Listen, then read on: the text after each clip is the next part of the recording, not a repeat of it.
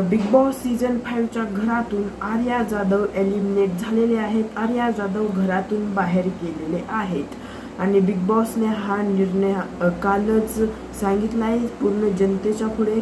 आणि रितेश दादा येतात सगळ्यात पहिल्यांदा शोवरती आणि शोमध्ये आल्यानंतर पहिल्यांदा रितेश दादा बिग बॉसच्या घरात जातात आणि घरात गेल्या म्हणतात, रितेश दादा म्हणतात एनर्जी दिसत नाही, एनर्जी तुमच्यात दिसत नाही, घरातल्या सदस्यांना म्हणतात आणि परत सॉन्ग लावतात. माणसाने माणसाशी माणसासम वागणे हे सॉन्ग लावतात रितेश दादा. ठीक आहे, अहो रितेश दादा परत म्हणतात तुम्ही काय डान्स बी करत नाही सा, मग ही सॉन्ग तर मी कशाला लावलंय, तुम्ही डान्स तर करा. अहो रितेश दादा ती सॉन्ग डान्स करायसाठी योग्य आहे का तो सॉन्ग, ते तर बघा आधी रितेश दादा. आणि परत रितेश दादा म्हणतात आर्या जेलच्या बाहेर या.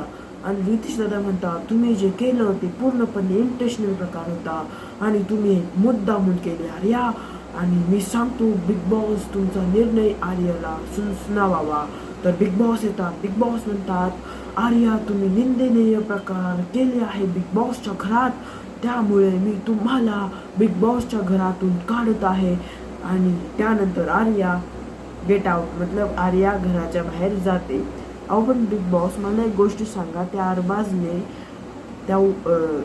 त्या अभिजितला एक जोरदार धक्का दिला आणि खूप काय करतो, घरात खुर्च्या टाकतो आणि काय रूल्स ब्रेक तर खूप करतो.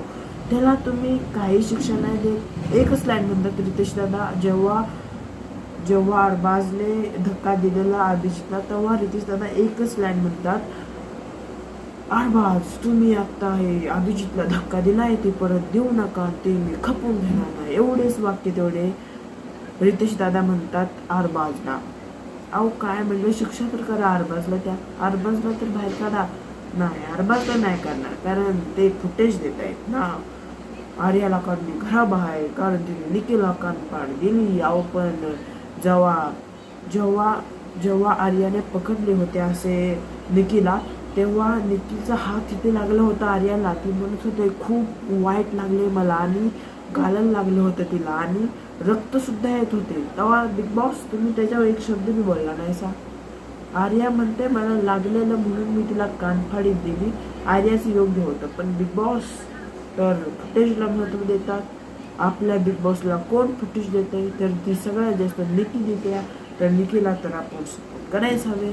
आणि परत सगळ्यात पहिल्यांदा रितेश दादा म्हणतात की आर्या तुमचे काय मत आहे ह्याच्याबद्दल, आता तुम्हाला सांगा. तर आर्या म्हणते ही सगळे सांगते मला नक राहिले रक्त येत होतं. तेव्हा परत रितेश दादा म्हणतात निकी तुम्ही याच्याबद्दल काय सांगाल. तर निकी म्हणते अहो बिग बॉस खूप वाईट घटना घडलेली आहे, त्यामुळे तुम्ही आत्ताच्या आता आर्या जाधव यांना घराबाहेर काढा. एवढंच वाक्य म्हणते बरं का, हा एवढेच वाक्य म्हणते निकी.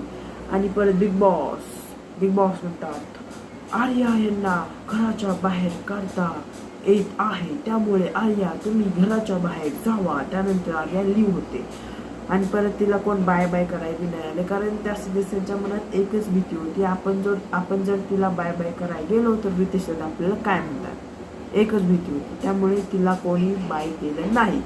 तर आर्या लिव्ह होते, सगळं होतं. परत रितेश दादा म्हणतात या घरात परत असली घटना करायची नाही, त्याच्याबरोबर सुद्धा हेच होईल. एवढंच होतं. माझा पर्सनली ओपिनियन हाच होता की तुम्ही आर्याला घराबाहेर का काढले. तुम्ही तिला त्याच्यापेक्षा बारकी बी शिक्षा देऊ शकतात होता. तुम्ही आर्याला 2 आठवडे जेलमध्ये राहू दे असं म्हणलं असता, तिला अन्न जास्त देऊ नका असं म्हणलं असता. पण तुम्ही काय केलं,